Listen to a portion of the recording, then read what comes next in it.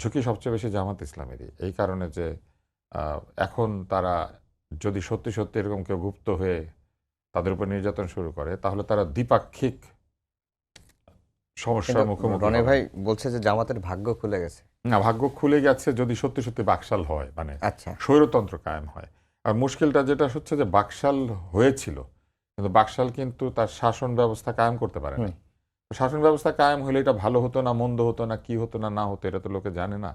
কিন্তু প্রক্রিয়াটা স্বৈরতান্ত্রিক ছিল এবং তখনই লোকজন সেটার বিরোধিতা করেছিল।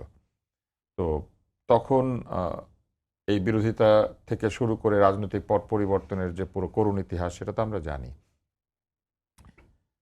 একটা জিনিস মনে রাখতে হবে যে বাংলাদেশ আজকে যে অবস্থায় আছে সে অবস্থায় কোনো ধরনের অস্থিতিশীলতা, কোনো ধরনের রাজনৈতিক বিরোধ থেকে সংঘাতমূলক পরিস্থিতি, এই জিনিসগুলি জনগণ স্বাভাবিকভাবে নেবে না। কারণ মানুষ অর্থনৈতিক ক্রাইসিসের মধ্যে আছে, মানুষ রাজনৈতিক ক্রাইসিসে ছিল হুম। এবং মানুষ একই সঙ্গে বেকারত্ব, দূষণ, বিদেশে যেতে না পারা, বৈদেশিক কর্মসংস্থানের ক্ষেত্র সংকুচিত হয়ে আসা, জ্বালানি সংকট ইত্যাকার নানান বিষয়ে জর্জরিত অবস্থায় চলে যাচ্ছে।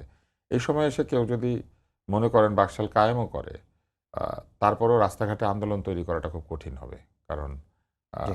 আ এই জিনিসকে আসলে প্রতিহত করার সুযোগ নাই। তবে আমি এখনো বিশ্বাস করি না যে বিএনপি বাকশাল কায়েম করতে চায়। জামাত বাকশালের ভূত দেখতে পাচ্ছে এই কারণে যে তারা আসলে বিরোধিতা করবে। এইজন্য বিরোধিতা করার জন্য একটা অজুহাত দিতে হবে। এখন কার সাথে তুলনা করবে?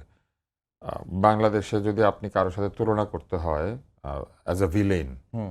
তাহলে সবচেয়ে বড় ভিলেন হচ্ছে পাকিস্তানি সেনাবাহিনী, যারা আমাদের উপর আক্রমণ করেছিল।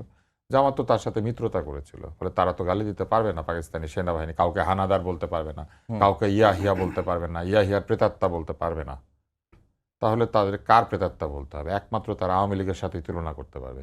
অতএব এখন তুলনা করতে গেলে আওয়ামী লীগের সাথেই তুলনা করতে হবে।